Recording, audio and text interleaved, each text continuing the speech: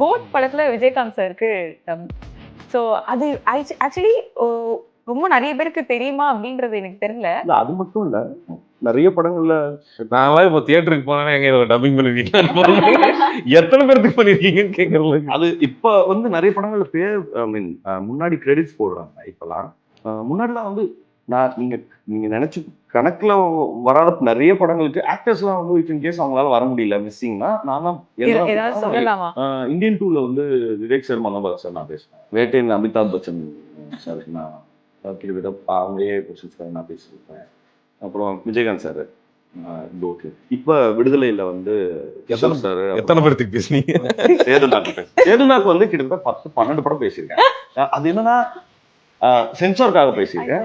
If in case ஏதாவது missing இருக்கு, 2 dialogue 3 dialogue missing இருக்கு, அண்ணா ஊர்ல இல்ல அப்படின்னா நான் அதே நீ பேசா அப்படின்னு அவரோட கன்சென்ட்டோட அது நடக்கும்போது அவர் சொன்னாரா, ஐயோ நம்ம பாட்டு சும்மா அவர் வாய்ஸ் வரோன்னு பேசுறீங்க அண்ணா சொன்னாரா. அப்புறம் அந்த மாதிரி இதெல்லாம் கிரெடிட்டட். ஏதாவது ஒரு வாய்ஸ் மிஸ்ஸிங் இருக்கு அப்படின்னா மணியை கூப்பிடுங்க அவ்வளோ. அது வந்து இங்க டப்பிங் சர்க்கிள்ல வந்து நீங்க அதை ரொம்ப என்ஜாய் பண்ணி பண்றீங்கல்ல, எந்த பார்ட்டுக்கு எனக்கு வந்து அங்க இருந்தா ஸ்டார்ட் ஆகணும். ஜாலியா இருக்கும் டப்பிங் அவரோட ஃபோர்ட். ஜாலியா இருக்கும். ஏதோ ஒரு இந்த ஒரு பிட் மட்டும் சூப்பரா இருந்தது. ஒரு லடாக்ல ஏதோ பைக் ஓட்டிட்டு இருந்தாரு நினைக்கிறேன். யாரோ ஒருத்தர் வந்து பின்னாடி சார் சார் சார் நான் உங்களை பயங்கரமா 2 நாளா தேடிட்டு இருந்தேன் சார். தேடிட்டு இருந்தீங்களா, நான் என்ன கொலைகாரனா இல்ல கொலைக்காரனா அப்படின்னு சொல்லியிருந்தாரு. அது வந்து சோ ரொம்ப செம்ம கியூட்டா இருந்தது. அஜித் சார் தான் உங்களுடைய இன்ஸ்பிரேஷன் அப்படின்னு சொல்லிட்டு ஒன் ஆஃப் தி இன்ஸ்பிரேஷன். நிறைய பேர் இருக்காங்க. அஜித் சாரும் சரி, விஜய் சாரும் சரி.